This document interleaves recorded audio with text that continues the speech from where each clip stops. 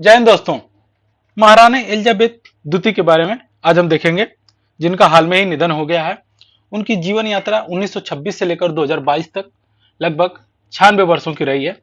तो उनसे संबंधित तथ्यों के बारे में आज हम पढ़ेंगे और देखेंगे। तो आइए देखते हैं। एलिजाबेथ का जन्म मेयर, जो कि लंदन में पड़ता है, यॉर्क की ड्यूक और डचेज, बाद में राजा सस्टम और राजमाता एलिजाबेथ की प्रथम संतान के रूप में हुआ था। यूनाइटेड किंगडम में एक प्रथा है कि जो व्यक्ति राजगद्दी पर बैठता है वो अपने पूर्वजों के नाम को धारण कर लेता है और उसमें जो क्रम संख्या होती है उसको बढ़ा देते हैं। तो उनके पिता 1936 में अपने भाई एडवर्ड अष्टम के पदत्याग के बाद सिंहासन ग्रहण किया, जिसके बाद एलिजाबेथ उत्तराधिकारी बन गई।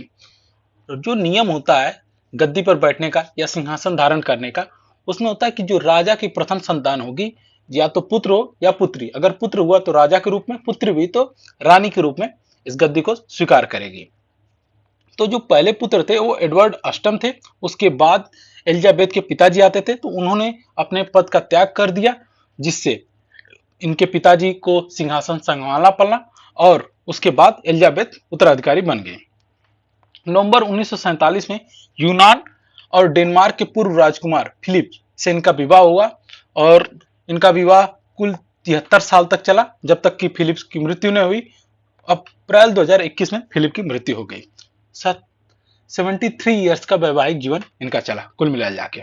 इनकी 4 संतानें थी फिलिप से। चार्ल्स तृतीय, जो कि इस समय उत्तराधिकारी घोषित किए गए हैं और जिन्होंने राजगद्दी को संभाला है। एनी, जो कि शाही राजकुमारी के रूप में जानी जाती हैं। राजकुमार एंड्रयू, जो कि यॉर्क के ड्यूक, और फोर्थ लड़के जो इनके राजकुमार एडवर्ड, जो कि वेसेक्स के अर्ल के रूप में जाने जाते हैं। फरवरी 1952 में उनके पिता की मृत्यु हुई, तब एलिजाबेथ 25 वर्ष की थी। जब उन्होंने प्रथम बार इस सिंहासन को संभाला तो स्वतंत्र राष्ट्र कुलों के 7 यूनाइटेड, जिसमें United kingdom, Canada, Australia, New Zealand, दक्षिण अफ्रीका, पाकिस्तान और सिलोन, जो कि आज श्रीलंका के रूप में जाना जाता है, इसके साथ साथ राष्ट्रमंडल की भी प्रमुख बनी थी। एलिजाबेथ ने बहुत से जो कि परिवर्तन हुए, राजनीतिक परिवर्तन उस समय, उसमें से उनके अपने जीवन काल में उसको देखा, उस पर शासन किया, उससे लड़ा उन्होंने। कौन कौन से राजनीतिक परिवर्तन हुए? उत्तरी आयरलैंड में संघर्ष जो हुआ था, यूनाइटेड किंगडम में अवक्रमण हुआ था, अफ्रीका में उपनिवेशवाद, यूनाइटेड किंगडम के यूरोपीय समुदाय में प्रवेश, यूरोपीय संघ से बर्मिंघम जैसे प्रमुख राजनीतिक परिवर्तन हुए थे, जिनको उन्होंने संभाला और एक संवैधानिक रानी के रूप में शासन किया। और बहुत सी महत्वपूर्ण घटनाओं में शामिल हुई, बहुत सी घटनाओं को अपने जीवन के रूप में मनाया। जैसे वो उन्होंने स्वर्ण जयंती, रजत जयंती, हीरक जयंती, प्लेटिनम जयंती को मनाया 1977 में, 2002 में, 2012 में, 2012 में, और 1953 में, कुछ जगह 1952 भी दर्शाया गया है। उस समय राज्याभिषेक हुआ था एलिजाबेथ जी का। एलिजाबेथ सबसे लंबे समय तक जीवित रहने वाली और सबसे लंबे समय तक राज करने वाली ब्रिटिश सम्राट थी। विश्व के इतिहास में दूसरे नंबर के हैं ये सबसे लंबे तक शासन करने वाली संप्रभु सम्राट। इसके पहले सबसे लंबे समय तक किसने किया था? लुई चतुर्दश या लुई 14 के रूप में भी ये जाने जाते हैं, जो उन्होंने राज किया था। इसके बारे में हम इतिहास में पढ़ते भी हैं इनके बारे में। एलिजाबेथ का जन्म 21 अप्रैल 1926 को हुआ था। उस समय राजगद्दी पे कौन सिंहासन था? इनके दादा हुआ करते थे, जो कि जॉर्ज पंचम के रूप में जाने जाते थे। जब इनके पिता ने उस गद्दी को संभाला तो उन्होंने अपने पूर्वज यानी अपने पिता का नाम ही ले लिया, जॉर्ज सष्टम के रूप में। तो उनके पिता राजकुमार एल्बर्ट थे, जो कि राजा जॉर्ज सष्टम के रूप में थे, और राजा अपने दूसरे पुत्र थे। एलिजाबेथ के पिताजी थे वो अपने पिता के दूसरे पुत्र के रूप में थे। इनके भाई एडवर्ड अष्टम, जिन्होंने राजगद्दी का त्याग कर दिया, उसके बाद इनके पिता राजकुमार एल्बर्ट ने राजगद्दी को संभाला था। प्रिंस फिलिप और एलिजाबेथ ने 20 नवंबर 1947 को लंदन के शाही गिरजाघर वेस्टमिंस्टर एबे में अपना शादी किया था। और जब शादी कर लिए तो जो फिलिप्स थे उनको ड्यूक ऑफ एडिनबरा की उपाधि दी गई। 1952 में इनके पति और एलिजाबेथ दोनों लोग विदेश दौरे पर निकले थे। उस समय जो राजा थे किंग जॉर्ज सष्टम, उनकी तबीयत बहुत खराब थी। वो एयरपोर्ट तक छोड़ने आए थे। उनको ये पता था कि इसके बाद अब उनकी मुलाकात नहीं होगी, और ऐसा ही हुआ जिसका डर था कि यह बाप और बेटी के बीच में आखिरी मुलाकात थी। उसके बाद राजा की मृत्यु हो गई, और जब वो कीनिया में थे तब उन्हें यह सूचना मिली कि उनके पिता की मृत्यु हो चुकी है।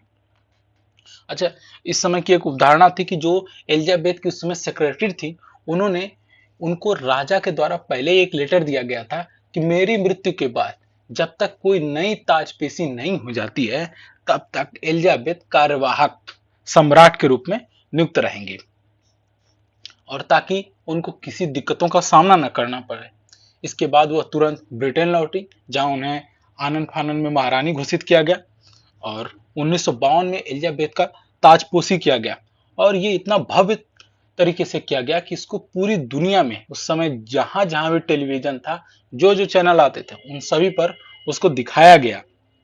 जो द्वितीय विश्व युद्ध के बाद जो ब्रिटेन थी उसकी हैसियत काफी घट गई थी।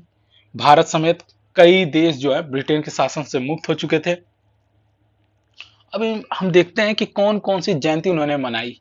हीरक जयंती, रजत जयंती की बातें तो हम लोग किए हैं, तो आइए देखते हैं। 1977 में एलिजाबेथ ने अपने शासनकाल की रजत जयंती मनाई थी, और 2002 में एलिजाबेथ ने स्वर्ण जयंती के रूप में मनाया था।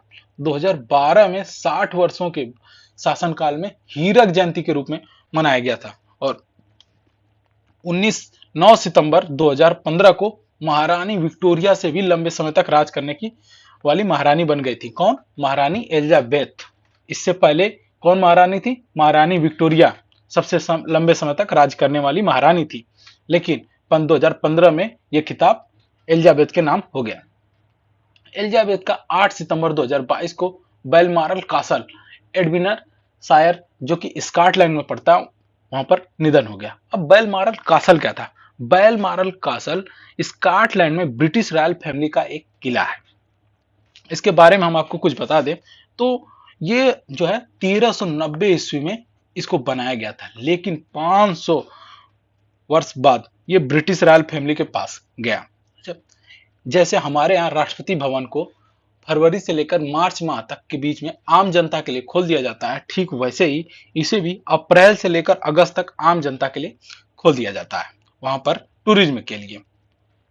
अब से ठीक 5 महीने पहले 9 अप्रैल 2021 को जो इनके पति थे प्रिंस फिलिप, उनका भी निधन हो गया था।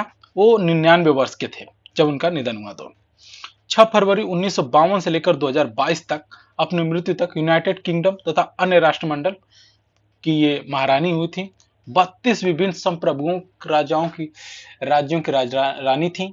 उसमें से जैसे मैं आपको कुछ बता देता हूं उदाहरण के रूप में, New Zealand, Australia, Fiji, Cook Island, Cayman Island, इनके जो झंडे आप देखेंगे तो उस झंडे में ब्रिटेन का, यूनाइटेड किंगडम के झंडे का एक छोटे से जो लेफ्ट साइड कॉर्नर होता है वहां पर जरूर रहता है, एक छोटा सा झंडा बना रहेगा इनके झंडे में ही। और 15 सम्राटों के रूप में, रानी के रूप में राज किया था इन्होंने। उनका जो राज था वो कितना था? 70 वर्ष 214 दिनों का शासन था, जो किसी भी ब्रिटिश सम्राट की तुलना में सबसे लंबा था। और महिला राष्ट्राध्यक्ष के रूप में भी अब तक अभिलिखित सबसे लंबा शासन काल है इनका। आइए इनकी कुछ अंत्येष्टि के बारे में बात कर लेते हैं। तो महारानी एलिजाबेथ द्वितीय का अंत्येष्टि सोमवार 19 सितंबर को होगा।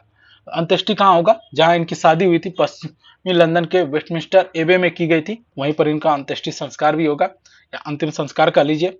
इस मौके पर राज परिवार के सदस्य तथा दुनिया भर के नेताओं मौजूद रहेंगे। बहुत से जो नेता हैं उनको निमंत्रण भेजा गया है इनमें शामिल होने के लिए। बहुत से राष्ट्राध्यक्षों को बहुत ही दशकों बाद ब्रिटेन में एक ऐसा अवसर आया है जहां राज परिवार के सदस्य और राष्ट्राध्यक्ष लोग इतनी बड़ी संख्या में एक साथ उपस्थित होंगे। अब अंत्येष्टि में शामिल होने वाले मेहमानों के बारे में जान लेते हैं कि कौन कौन से मेहमान हैं। देखिए, है तो 500 लोगों को शामिल करने का प्लान है, लेकिन हम आपको 500 लोगों के बारे में नहीं बता सकते सबके, जो कि संभव भी नहीं है। तो हम महत्वपूर्ण लोगों के बारे में ही बताएंगे कि कौन कौन से महत्वपूर्ण राष्ट्राध्यक्ष हैं जो इनके अंत्येष्टि में शामिल होंगे। तो महारानी के अंत्येष्टि में मौजूद जो है राष्ट्राध्यक्ष और विदेशी अतिथि और राज परिवारों को लेकर 500 लोग हैं, वो शामिल होंगे। यूरोप के जो राज परिवार के सदस्य होंगे, जिसमें ब्लड रिलेटिव्स महारानी के, या कह लीजिए जिनका खूनी रिश्ता है, खून का रिश्ता है, वो शामिल होंगे। भारत के राष्ट्रपति श्री श्रीमती द्रौपदी मुर्मू जी शामिल होंगी। बेल्जियम के किंग फिलिप और क्वीन मेथ्रिलिए शामिल होंगे। स्पेन के किंग फिलिपे और क्वीन लेटिजिया, नॉर्वे, स्वीडन और डेनमार्क के राज परिवार के सदस्य, अमेरिकी राष्ट्रपति जो बाइडेन अपनी पत्नी जिल बाइडेन के साथ उपस्थित होंगे। ऑस्ट्रेलिया प्रधानमंत्री एथनी एल्बनीज शामिल होंगे। न्यूजीलैंड की प्रधानमंत्री जेसिंडा अर्ने और कनाडाई पीएम जस्टिन ट्रूडो भी शामिल होंगे। ये सभी मेन राष्ट्राध्यक्ष शामिल होंगे। और दोस्तों, ये वीडियो यहीं पर समाप्त होता है। हम मिलेंगे अब अगले वीडियो में, तब तक के लिए धन्यवाद। अगर ये वीडियो पसंद आया तो वीडियो को लाइक करें, चैनल को सब्सक्राइब करें और अपने दोस्तों में शेयर करें।